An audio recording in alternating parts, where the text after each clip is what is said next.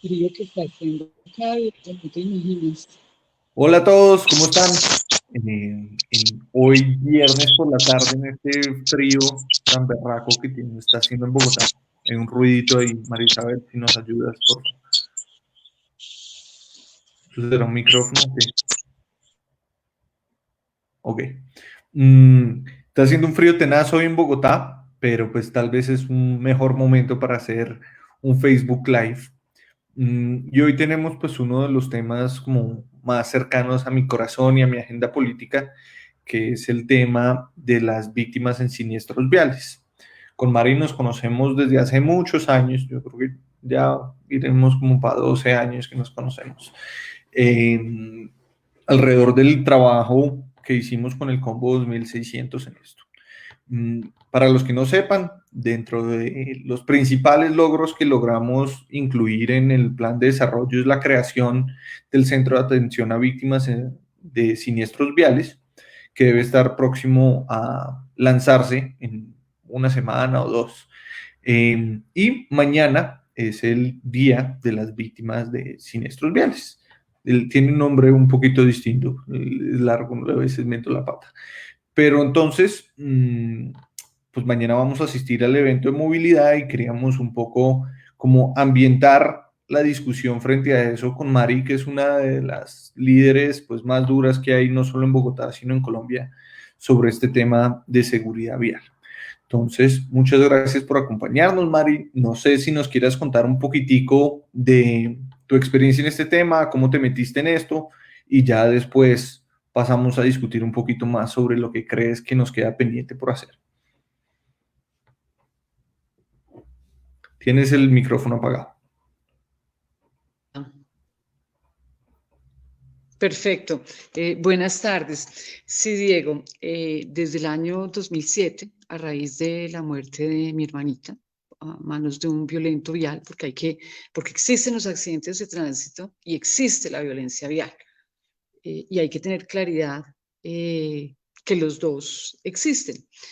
Mi hermanita muere víctima de un delincuente vial a sus 23 años, deja una bebé, mi hermanita era madre soltera, deja una bebé que hoy tiene 16 años, que es una de las tantas niñas en el país que ha tenido que crecer en la ausencia de una madre, sin conocer a su madre, sin tener esa sombra que somos las madres. Y a raíz de esto empezamos, digamos, con este activismo ciudadano para reivindicar los derechos de las víctimas.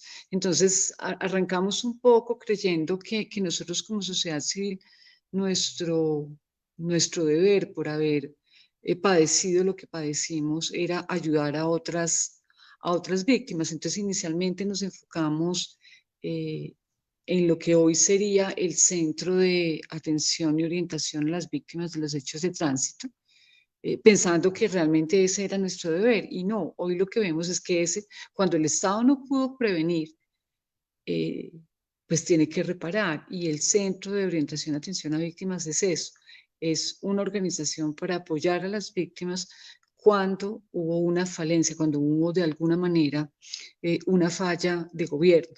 Entonces, cuando nos dimos cuenta de que nosotros nunca podríamos prestar ese servicio a las miles de víctimas que tiene hoy el país, empezamos, digamos, como a focalizar un poco más nuestro trabajo y todos sabemos que la administración pública funciona un poco mejor sobre cierta presión y es lo que hemos hecho lobby político, hemos hecho lobby social, hemos hecho lo institucional para que se adopten las buenas medidas. Sabemos que hay muchas medidas, pero que hay unas que son más altamente costo efectivas que otras, y es en ese sentido que hemos enfocado nuestro activismo ciudadano, llegando pues a lograr que se establezcan varias leyes de la República, como la ley que creó la Agencia Nacional de Seguridad Vial, la ley de alcoholemia, varios decretos, entre ellos el de transporte escolar, la creación de la Comisión No Permanente de Seguridad Vial. Entonces ahí vamos de poco a poco de alguna manera removiendo esas conciencias ciudadanas institucionales para que juntos decidamos que no podemos dejar perder tantas vidas y que obviamente para lograr llegar a ese punto de cero víctimas necesitamos de políticas públicas acertadas, de políticas públicas efectivas, eficientes, obviamente también consensuadas, y es lo que hacemos, Diego. Mari, yo creo que Bogotá, a pesar de que sigue teniendo muchísimos problemas en términos de seguridad vial y siguen habiendo muchísimas víctimas, pues en los últimos 20 años ciertamente ha avanzado. Me gustaría que nos dijeras desde tu perspectiva cuáles han sido los logros importantes que ha tenido Bogotá en los últimos 20 años y después nos metemos en los principales problemas que quedan, pero creo que hay que rescatar lo que hemos hecho bien también. Mira, sí, Bogotá, cuando nosotros ya empezamos con este activismo ciudadano, que fue en el 2007, Bogotá tenía una dirección de comportamiento, de seguridad vial y comportamiento del tráfico. Entonces, mire que teníamos dos cosas muy mezcladas y tenían menos de, en ese momento eran 4 personas que trabajaban en esa dirección. Hoy la ciudad de Bogotá en esa sola dirección, que además hoy es transversal a todas las otras subdirecciones de la Secretaría de Movilidad. Es decir, es realmente la columna vertebral, el eje articulador de toda la política de movilidad de la ciudad, pues creo que hoy tienen más de 180 personas. ¿Y eso qué quiere decir? Quiere decir que Bogotá dio el paso hacia algo que han recomendado mucho los organismos internacionales como la OCDE, la OMS, y fue al fortalecimiento institucional. Entonces Bogotá empieza, digamos, una andadura a hacer su fortalecimiento institucional. Eso requiere recursos, eso requiere plata, ¿no? Porque eso no se forma solo con buena voluntad y requiere plata porque el fortalecimiento institucional tiene sentido cuando tenemos, digamos, un programa, unos planes de acción, unos proyectos, y es lo que Bogotá arranca. Eso fue, te estoy hablando más o menos del año 2007, y Bogotá logra crear esa masa crítica dentro de la institucionalidad. Entonces hay muy buenos técnicos en la Secretaría de Movilidad de Bogotá. Esto no se le debe a un solo alcalde, ni ha sido el fruto de una sola persona, sino digamos como de unas administraciones sucesivas, y eso ha sido muy positivo. Y digamos que la gente que ha llegado a gerenciar esta Secretaría de Movilidad es gente muy técnica. Y eso cambia todo, ¿no? Eso cambia todo porque ya no hay egos, ya no hay, digamos, esas ambiciones políticas de yo quiero mostrarme, no hay ese protagonismo individual, sino que se está pensando en la ciudad y creo que los últimos secretarios de tránsito que ha tenido la ciudad de Bogotá han sido muy buenos, el equipo ha sido muy bueno, han sabido orientarse, han sabido escuchar. Recuerdo, por ejemplo, que Bogotá hoy es parte del IRTAT-LAC, y eso ha dado unos frutos, ¿no? Para ser Bogotá la ciudad que concentra más del 38% del parque total automóvil del país, y por lo tanto tiene mayor exposición al riesgo, mayor volumen de tráfico, mayor masa biomecánica. Curiosamente es la ciudad que si uno fuera justo y usara la comparación que es la ciudad que tiene la tasa por cada 100.000 habitantes en vidas deploradas más baja del país. Y digo si uno fuera justo porque uno debería contar es número de víctimas por cada 10.000 o 100.000 vehículos. Si quisiera ser más justo, debería ser en razón de los kilómetros recorridos. Ahora, eso no es, digamos, uno siempre se tiene que comparar por arriba. Bogotá está hoy, digamos, a niveles de ciudades europeas falta porque el único objetivo ético, razonable y aceptable para una sociedad es llegar a cero víctimas, pero Bogotá ha ido, digamos, haciendo ese proceso, lo ha hecho bien, lo ha hecho de manera también muy consensuada, pero no ha tenido miedo, no ha tenido miedo de tomar decisiones, no ha tenido miedo y parte de esto es la reducción, la disminución de velocidades en la ciudad, que creo que es tal vez la medida más antipopular para cualquier administración. pero Bogotá ha dado el paso y no lo ha dado un alcalde ni dos, han venido dándolo muchos alcaldes con una fortaleza muy grande y es la evidencia estadística, la evidencia científica, la evidencia numérica. No ha sido una decisión de se me ocurrió, sino ha sido, bueno, mire, esto es lo que han hecho otros países, esto parece que funciona y Bogotá ha construido esa evidencia a partir de todos sus datos y eso ha sido muy positivo porque han podido explicar al ciudadano el porqué de la medida, el para qué de la medida. Y creo que cuando el ciudadano logra entender el porqué y el para qué, uno logra esa adhesión ciudadana. Y creo que en eso Bogotá también ha sido muy ganador, que pese a tomar decisiones muy impopulares, ha tenido, digamos, un sector que ha apalancado estas medidas socialmente, porque Bogotá ha sabido comunicar. Y eso me parece que ha sido fundamental en esa adhesión y aceptación ciudadana. Y mire usted lo bonito digamos, del proceso que ha llevado Bogotá. Esta mañana teníamos un conversatorio con la Agencia Nacional de Seguridad Vial, donde uno de las preguntas era cómo podíamos atender a las víctimas. Y yo decía, mire, la mejor manera de atender a las víctimas es no tenerlas. Pero cuando ya no pude prevenir, pues tengo que entrar a reparar. Y creo que fue lo que hizo Bogotá. Bogotá, porque, quiero hacer alusión a esto, porque hablar de las víctimas y atender a las víctimas es muy fashion, ¿no? Está muy bien dicho y parece que tiene buen recibo en la ciudadanía, pero realmente la mejor manera de atenderlas es no tenerlas, y es lo que ha hecho Bogotá, ¿no? Hizo el primer paso, o sea, primero el 1 y después el 2, y eso fue muy importante. Primero logró, digamos, de alguna manera contener ese flagelo, lograr de alguna manera ahorrar vidas, deplorar menos vidas, y luego ya ha empezado a trabajar en cómo apoyar y reparar a estas víctimas. Y mire que incluso en el centro de atención hay unas prioridades, ¿no? Y esas prioridades son, venga, primero, ya no pude prevenir, entonces tengo que reparar, pero antes de reparar tengo que lograr que el daño sea menor. Y por eso el sistema de atención primaria, el sistema de lo que conocemos como el primer respondiente, como el sistema de urgencias, tiene que estar muy fortalecido. Nosotros en el país no alcanzamos, creo que Bogotá está obviamente muy por encima del promedio nacional, pero en Colombia nosotros no alcanzamos a tener 8 ambulancias primarias por cada 100.000 habitantes. Y eso es grave. El tiempo de reacción en los casos de los siniestros viales es muy importante porque determina la gravedad de la lesión, que una persona quede o no quede con una secuela invalidante para toda la vida o que podamos salvarle o no la vida. Entonces ese tiempo de reacción es muy importante, la calidad de la urgencia, a dónde lo estamos llevando, qué tratamiento le estamos brindando, también es muy importante.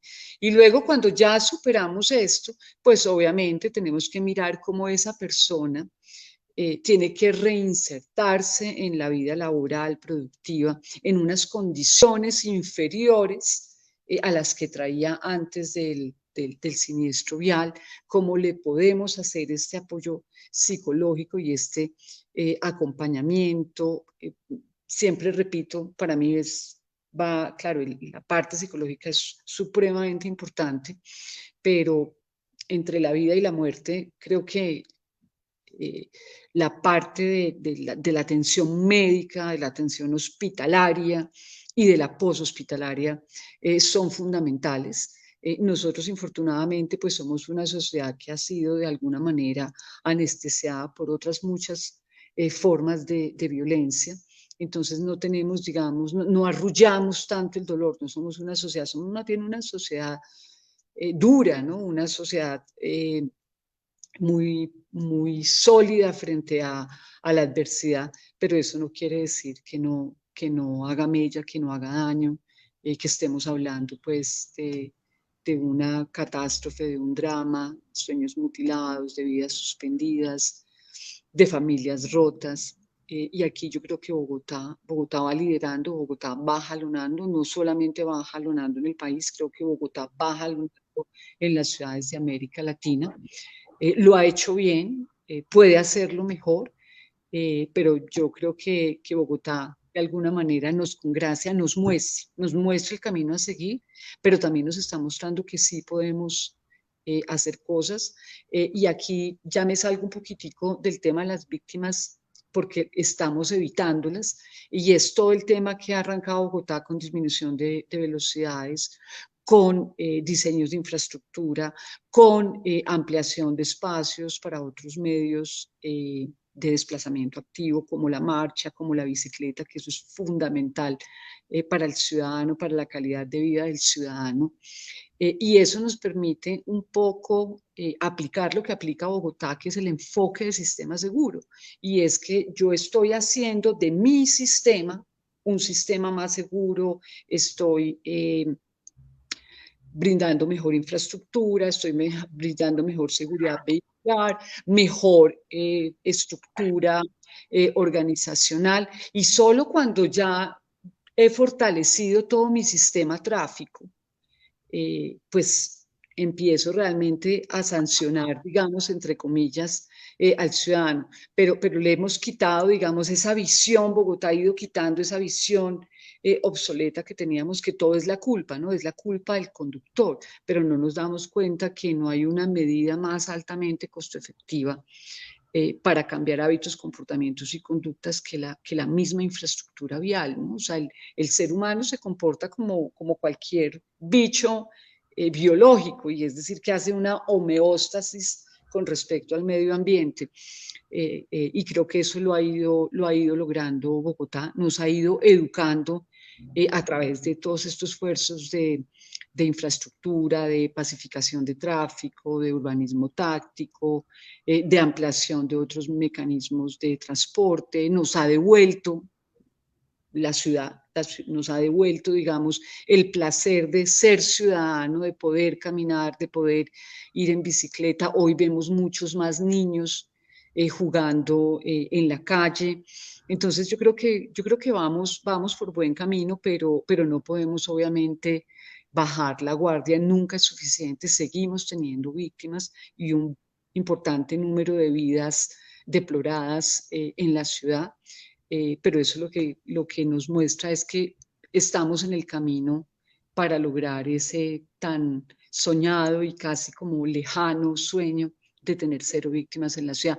Creo que Bogotá ya ha logrado tener días clarísimos, días consecutivos en que no tenemos víctimas, y sobre todo los niños, ¿no? Recordemos que en Bogotá los niños, digamos, el medio de transporte prevaleciente en la ciudad de Bogotá es la marcha, y es a esos niños a los que tenemos que proteger, es a todos esos peatones que finalmente se convierten en héroes de las vías, porque son los que menos le cuestan a la ciudad en términos medioambientales, son los que menos emisiones contaminantes, es decir, uno por caminar, pues aparte del CO2 que exhala, no hay más. Entonces es a ellos a los que tenemos que proteger, y creo que eso no puede ser otra cosa que un mayor símbolo de civilidad y progreso, y Bogotá está en ese camino.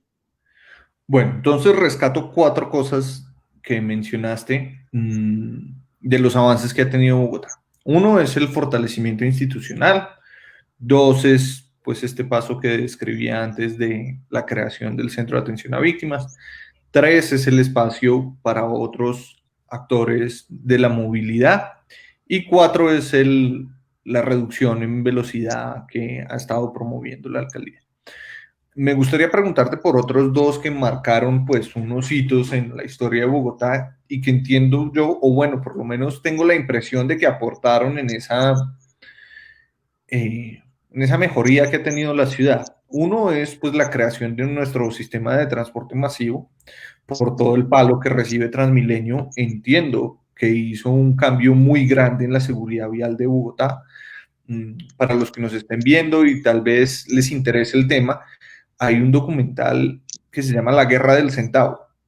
Está en YouTube, y un poco lo que describía era el sistema viejo de lo que llamamos hoy en día el SITP provisional. y cómo pues los buses tenían que competir por los pasajeros y eso llevaba a una accidentalidad enorme. Entonces, pues Transmilenio dentro de uno de sus logros tiene ese, entiendo. Y el otro, pues es todo el tema de la cultura ciudadana de Mocus, el tema de las tarjetas, el tema de las cebras, el tema de las estrellas negras. Mm, No conozco, digamos, estudios alrededor de esto, pero pues yo supondría que si eso logró cambiar un poquito la psiqui de los bogotanos, también tuvo unos resultados en reducción de seguridad vial. Me gustaría que me contaras un poquito de esas dos cosas. Sí, Diego, tienes razón, yo lo olvidé. Una condición previa para una buena política de seguridad vial es una política de transporte público. Para que el ciudadano cambie su movilidad, pues el servicio de transporte público tiene que ser seguro, tiene que ser eficiente, pero ojo, tiene que ser económico también, ¿no? A nosotros nos tocó, nosotros en las memorias del año 2007 todavía teníamos y vivíamos, padecíamos la guerra del centavo y todo parecía que esa era la manera como teníamos que transportarnos. El corredor más peligroso hasta el año 2000 de la ciudad, no solamente de la ciudad de Bogotá, sino de todo el país, era efectivamente la avenida Caracas y la autopista norte. Todo ese corredor pues era altamente mortífero, porque es que uno no puede decir que es peligroso, es mortífero. Y eso cambia con la entrada de Transmilenio.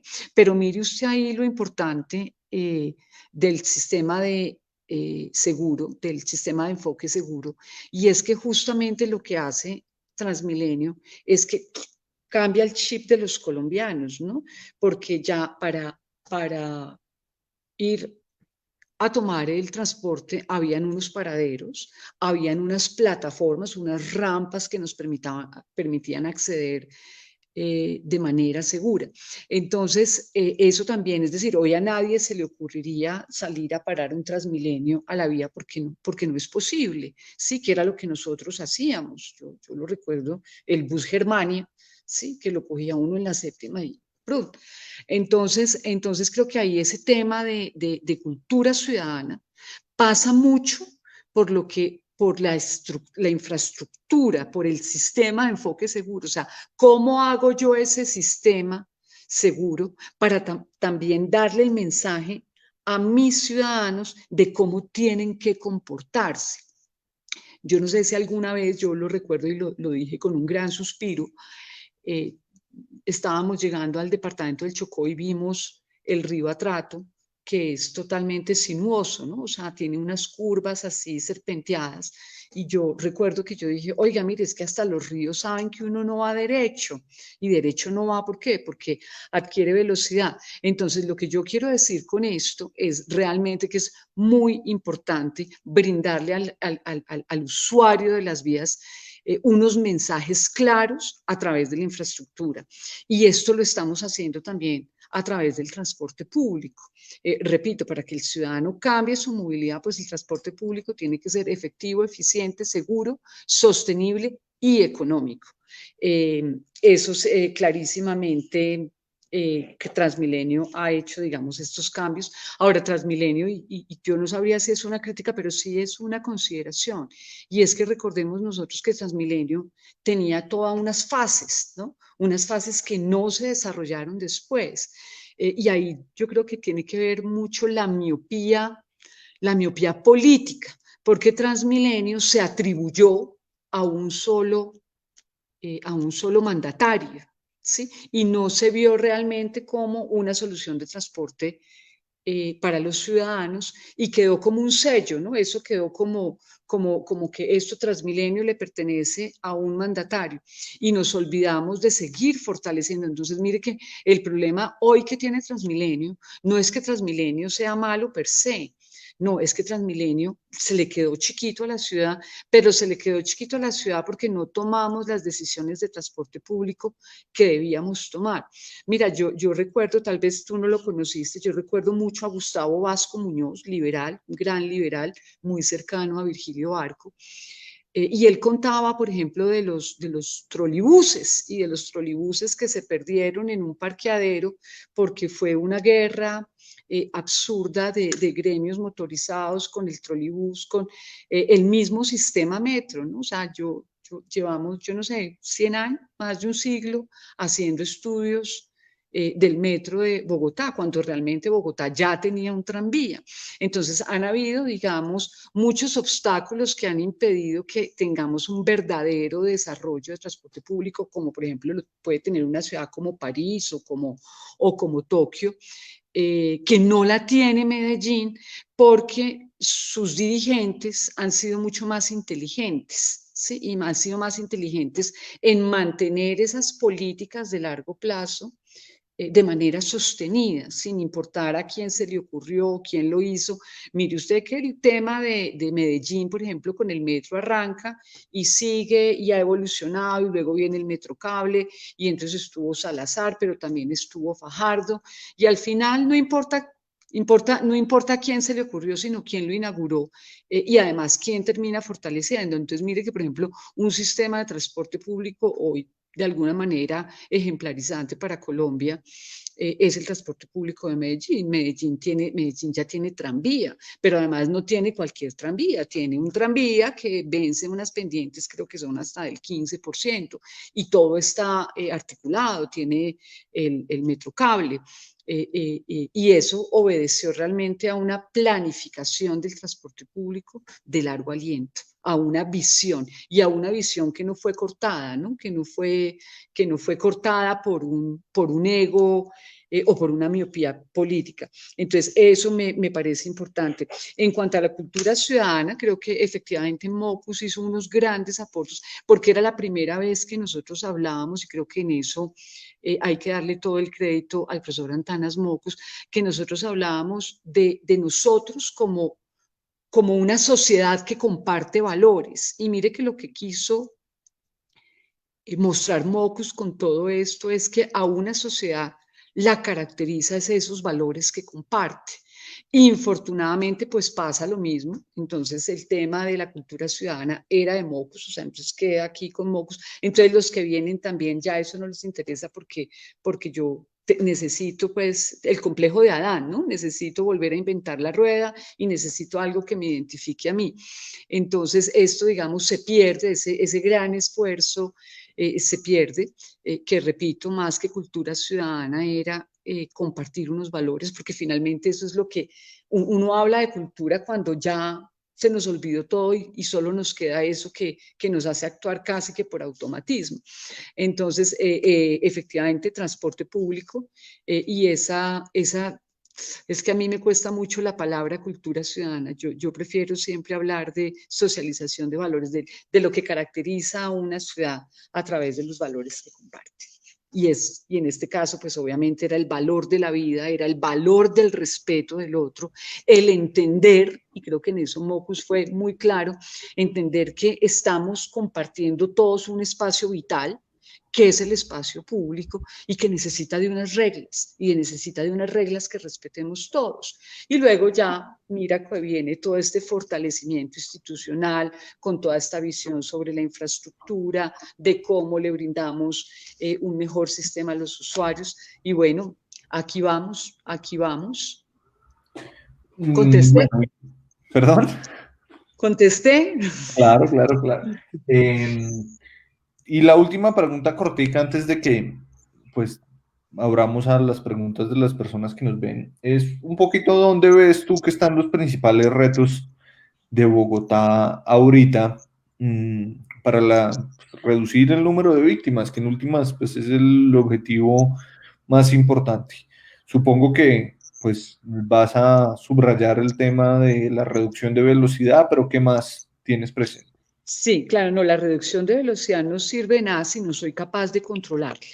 ¿De acuerdo? Si yo no soy capaz de decirle al ciudadano, ojo, te equivocaste, y como te equivocaste, te voy a sancionar, ¿sí? Porque ¿qué es lo que pasa cuando yo violento un límite de velocidad? Que estoy poniendo en riesgo a un gran colectivo.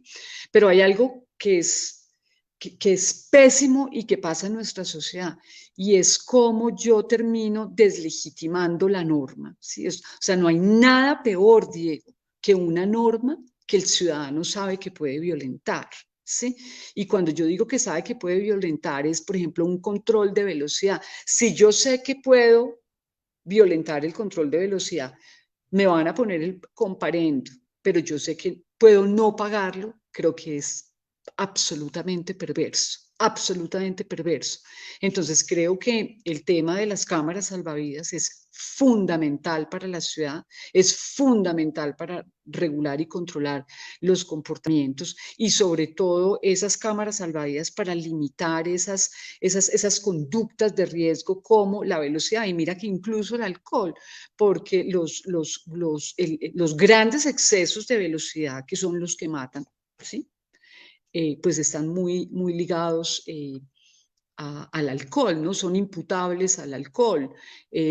Cuando yo me paso un semáforo en rojo, pues si me lo pasé a 60, 50, 80, pues obviamente voy a generar un gran riesgo.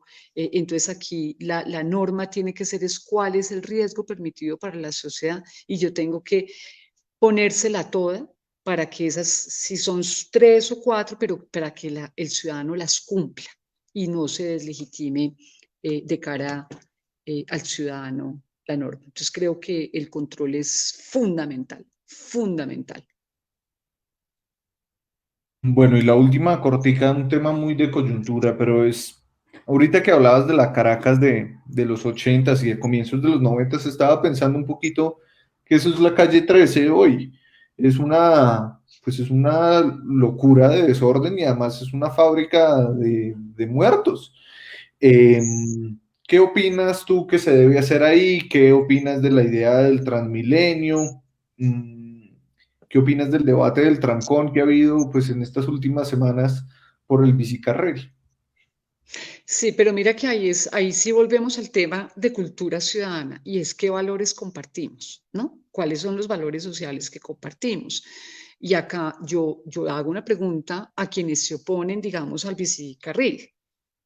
Venga, ¿cuántos minutos está dispuesto a ganar o a intercambiar o a negociar por una vida humana? ¿Cuántos? Y creo que eso tiene que ver también mucho con un ejercicio de pedagogía social.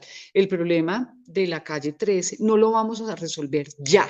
No, eso es imposible porque hay una infraestructura, es lo que es, tenemos unas limitantes. Entonces, ¿qué tenemos que hacer? Tenemos que mirar primero, y creo que es lo más fundamental, es cómo en ese, tú lo acabas de decir, es una fábrica de muertos. ¿Cómo logro yo transformar esa realidad? Que es absolutamente inaceptable para cualquier sociedad, a menos que seamos una comunidad de bárbaros.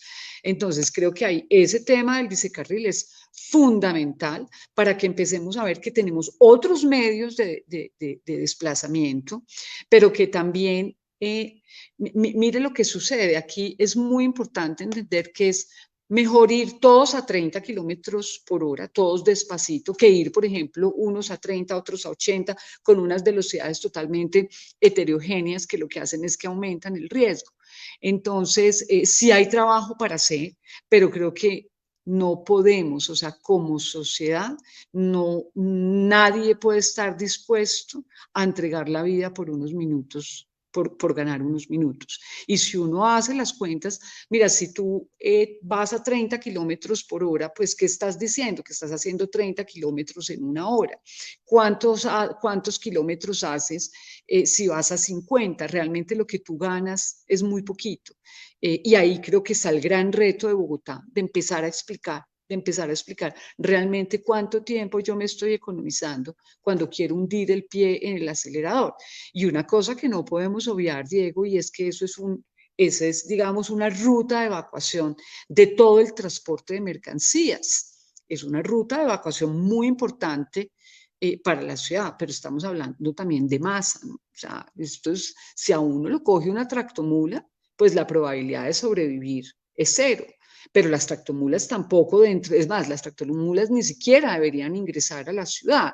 Digamos, nosotros planeamos una ciudad el siglo pasado para los vehículos, ahora estamos repensando toda esta planificación urbana, pero en este momento es lo que tenemos, ¿sí? Entonces, tenemos que privilegiar la vida y sobre todo tenemos que privilegiar, recuérdate que eso es salida de Faca, eso es salida de Funza, eso es salida de Mosquera, de donde viene una fuerza, pues, porque son municipios dormitorio, donde viene una fuerza laboral muy importante a Bogotá y sobre todo que representan la base de la sociedad. Bueno, María Isabel, ¿tenemos preguntas de las personas que están viendo o si no, seguimos Hay charlando? una pregunta y es para Mari, y es ¿qué consideras que podemos hacer como ciudadanos para apoyar a una víctima de un siniestro vial o mejorar la seguridad vial?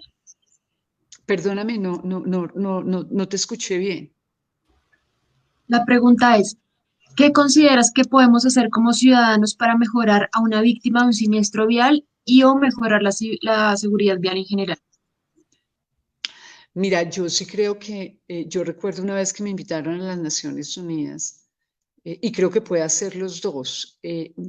Apoyar a una víctima es fundamental. Ustedes no se imaginan o solo quienes hemos tenido que padecer este flagelo, el dolor tan profundo y que perdura, ¿no? Porque además hay una revictimización, porque en nuestra sociedad eh, morirse por moverse es algo como natural, ¿no? Es el costo de la movilidad, es el costo del progreso. Entonces esa, digamos, esa de alguna manera indolencia social duele muchísimo, pero también esa indolencia institucional duele muchísimo. Entonces creo que siempre que estén frente a una víctima, hay que rodearla, hay que entenderla, porque hay un dolor, porque hay una pérdida. Pero también, ¿qué pueden hacer? Es que cada vez que van en sus vehículos, sin importar si el peatón se equivocó, así como el conductor se equivoca el peatón y se equivoca el motociclista, pero el motociclista no es un kamikaze, ni el peatón es un suicida. Entonces, démosles la oportunidad, ¿sí? Démosles la oportunidad, porque es que yo vi en una máquina, digamos aquí el reporte de fuerzas no es el mismo. Entonces, así uno diga, pero mire, este tipo se pasó, tiene un puente peatonal y mire cómo se está pasando. No, venga, esa persona es un ser humano y de hecho más bien reflexionar, oiga, ¿usted qué haría si tuviera que hacer todo ese desplazamiento que le cuesta tanta energía? Pues seguramente usted también administra su riesgo y se tira. Entonces yo creo que es esa indulgencia con el otro, pero sobre todo es el respeto por la vida del otro, que no importa si se equivoca, no importa si tomó una mala decisión en ese momento, hacer todo para sobreguardarle su vida. Bueno, ¿hay más? Sí, ahí preguntan que si crees que ahora se le preste más atención a este tema y que qué podemos hacer o cómo hacemos para que cada vez sea más importante. Yo creo que la visibilización es muy importante y yo creo que en esto Bogotá también ha sido pionera. Bogotá y Medellín han sido pioneras. Yo les recuerdo que el Seminario Internacional de Seguridad Vial se celebra con Bogotá desde el año 2007. Bogotá empezó obviamente con el apoyo de la sociedad civil a hacer como esta concienciación ciudadana y eso ha sido muy importante.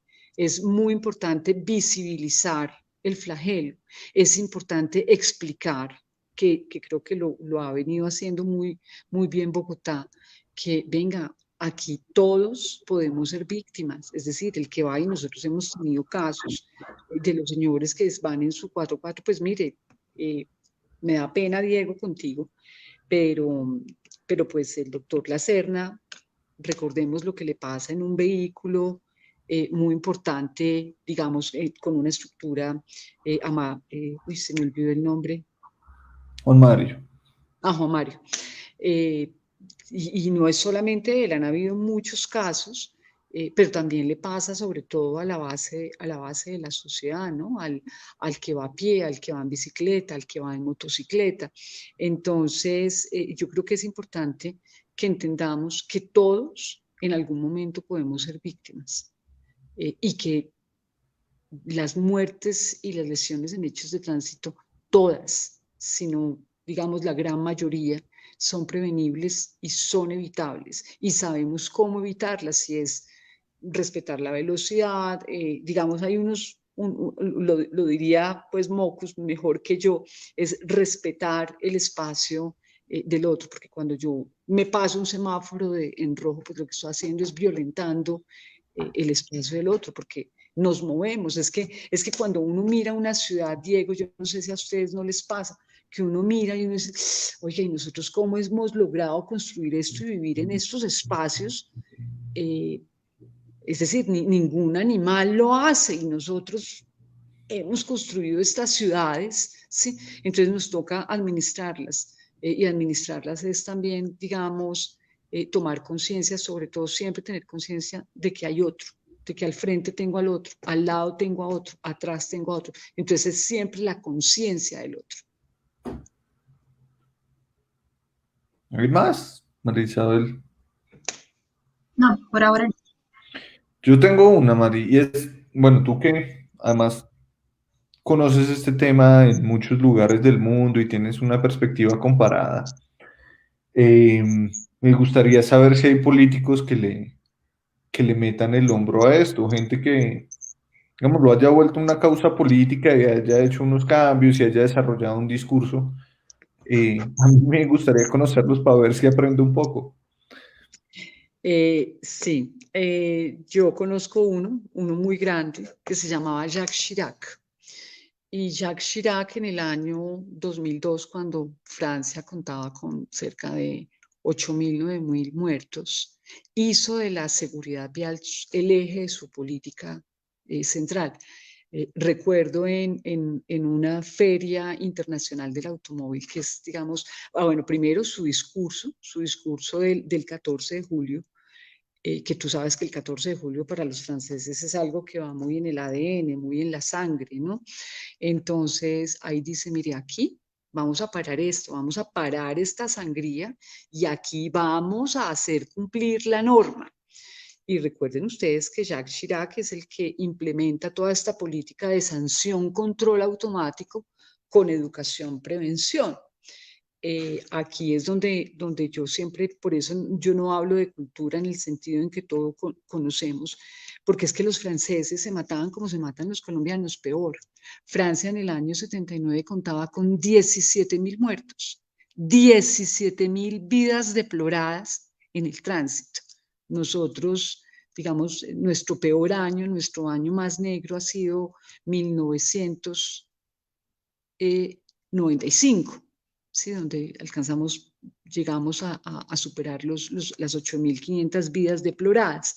Entonces, él hace de la seguridad vial Francia tenía el doble que el peor año de Colombia. Tenía el doble del peor año de Colombia. Hoy Francia tiene 4 veces más parque automóvil que Colombia.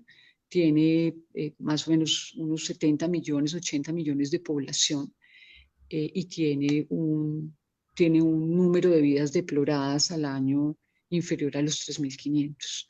Entonces, lo que ellos mostró, más o menos, ¿o cuántos? 3.500. Entonces, y lo que hace, y uno ve la curva de Francia como con medidas muy drásticas, ¿no? Con medidas muy, muy drásticas, porque acuérdense que en Francia, por ejemplo, conducir en estado de alcoholemia es delito, que aquí no lo es. Acuérdense que en Francia existe la conducción temeraria y es delito, que es cuando concurren dos o más conductas de riesgo. Recordemos que en Francia superar excesos de velocidad por encima de 20 y 30 kilómetros por hora es delito. Recordemos que en Francia se confisca el vehículo, no es que yo me lo llevo a los patios y después te lo regreso, no es que yo no te lo vuelvo a regresar nunca. Entonces hay unas medidas muy drásticas, pero al mismo tiempo también se fortaleció mucho el sistema tráfico, o sea, el transporte público en Francia creo que es uno de los mejores en el mundo, por lo menos la red de la RATP en París, la de Toulouse, la de Grenoble, la de Marsella, la de Lyon. Entonces, él hace de esto, y recuerdo, y quería mencionarlo, porque el año pasado, cuando estuvo la presidenta de la Liga contra la Violencia Vial acá, y de hecho la ley del 2003 se llama Ley Reforzando la Lucha contra la Violencia Vial, ¿no? Es muy diciente. y cuando ella vino, ella cuenta cómo él en una feria de estas tan importantes, porque estaba la Renault, la Citroën, bueno, del automóvil, él dice, condeno a la industria que utilice como argumento de venta la velocidad. Eso es muy potente, ¿no? Y es muy potente para una industria tan grande como la francesa, una industria automotriz tan grande como la francesa, Renault, Peugeot, Citroën, ¿no? Entonces, eso fue un mensaje muy, muy potente. Yo recuerdo que en aquella época en París existían las famosas amnistías que todavía siguen existiendo acá. Entonces, cuando había cambio de político, no, nadie paga la multa. Y la gente acumulaba y acumulaba y acumulaba multas y esperaban la amnistía. Pero es que una multa es mucho más grave, ¿no? Es el reproche social a casi que una conducta criminal, ¿no? Es que eso se nos olvida. Aquí vemos las multas como un ingreso, ¿no? Y de hecho, yo no sé si ustedes recuerdan que la ley 769 dice que para mejorar el ingreso de los municipios, una multa no, jamás será un ingreso. Y el que cree que cuando ponemos cámaras salvavidas en la ciudad es para generarle una renta a la ciudad, está muy equivocado, porque no se imagina el costo tan grande que es cobrar una multa, una infracción. Eso es un costo para la administración muy, muy, muy grande, muy desgastante y no se compensa con lo que se cobra. Yo incluso he llegado a proponer que se disminuya el monto de las infracciones de tránsito, que se dejen unas pocas, pero las que se dejen que realmente, pero así, al tesón, sin compasión, las logremos cerrar, porque realmente la sanción se da no cuando el policía me pone la sanción o cuando la cámara me coge, no, la sanción se da cuando yo tengo que ir, pagar la multa, hacer el curso, ahí es cuando realmente se da la sanción. Entonces, creo que Chirac lo hizo muy bien y luego quienes vinieron lo hicieron también muy bien porque siguieron, digamos, con esta política. Pero además también se generó en Europa de alguna manera una competencia. Y estoy hablando de la década pasada, en 2003, 2004, donde España estaba a la cola de los malos alumnos, ¿no? Entonces ahí también llegan los españoletes y dicen, oiga, no, venga, nosotros no tenemos por qué estar acá. Y empiezan a aprender de los franceses y se copiaban cosas, y entonces la política de sanción control automático, y entonces la infraestructura, y entonces el fortalecimiento institucional, y digamos empiezan a adoptar unas medidas muy importantes y creo que España, si no estoy mal, fue el país de la Unión Europea que logró cumplir con el objetivo de la década, que era de reducir en un 50%, creo que España logró reducir en un 55% el número de vidas deploradas. De hecho, esto se debe también a un señor que se llamaba el ministro Rubalcaba, que en paz descanse. Y este señor pues nombra a una persona que digamos tiene como las cosas muy claras, que viene del mundo de la seguridad en el trabajo, y empiezan. Y también muy difícil, ¿no? Porque el españolete también pues estaba acostumbrado a beber y conducir como lo había hecho el franchute, como lo hicieron en su momento los suecos, los finlandeses, los holandeses. Y realmente lo que cambió, y yo siento que eso está cambiando en Colombia, y mucho en las ciudades. Yo siento que estos millennials y estos centennials tienen muy claro que ellos quieren un mundo donde puedan vivir, ¿no? Que quieren un mundo donde ellos quepan, que les dejemos un pedacito de algo, ¿no? Que les dejemos un pedacito de aire, de mundo. Entonces son mucho más conscientes de lo que nosotros fuimos, de lo que fueron nuestros padres. Yo tengo que decirlo, yo sí recuerdo el 25 de diciembre mis tías salían con una toga, que era algo así, con unos vestidos de lentejuelas, se subían al carro, botella de aguardiente, ponían a los niños detrás y se iba uno para las fincas. Bueno, nosotros nos íbamos a Silvania Y recuerdo que eso era normal, ¿no? Claro, en esa época teníamos vehículos mucho menos potentes, entonces uno iba, yo no recuerdo cuánto tiempo se gastaba uno Bogotá-Silvania, pero digamos iba uno más despacio, pero pues con el licor dándole, y tal vez ustedes no lo recuerdan, aquí habían muchas expresiones que decían, por ejemplo, el de pirnos era el traguito de aguardiente cuando uno ya dejaba la fiesta, o también le decían a uno, y un traguito para el camino, ¿no? Claro, cuando uno andaba a lomo de mula, pues la bestia lo llevaba a uno a la casa, cuando andaba en vehículo motorizado, no. Entonces creo que esa cultura ha ido cambiando muchísimo. Hoy cada vez a los jóvenes se les ocurre menos pues salir de una fiesta y coger un carro cuando han bebido. Y yo creo que ahí es parte de la evolución, pero también es mucho de esos valores que transmitimos a la sociedad a través de las políticas públicas. Bueno, Mari, pues muchas gracias por acompañarnos hoy. No sé si estés mañana en el evento, pero yo me alegré mucho cuando supe que iban a hacer esa celebración.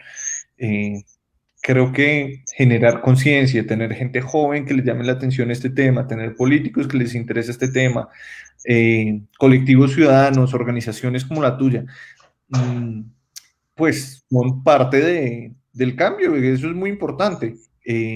Entonces, pues ojalá, si hay personas viéndonos que quieren hacer más al respecto, pues nos contacten y nos digan qué ideas tienen y pues podemos compartir las nuestras y ojalá seguir sumando como una masa crítica para darle impulso a este tema. Realmente es una tragedia que en Bogotá se mueran alrededor de 500 personas todos los años. Y eso, pues, muchas veces ni siquiera registra en los oídos de los tomadores de decisiones de la ciudad y eso creo que es el comienzo de que, pues, para que nos lo tomemos más en serio. Entonces, mil gracias por acompañarnos hoy. Volveremos a hablar pronto y tal vez te veo mañana. A ti, Diego, muchas gracias. Chao, mil gracias, Marisabel.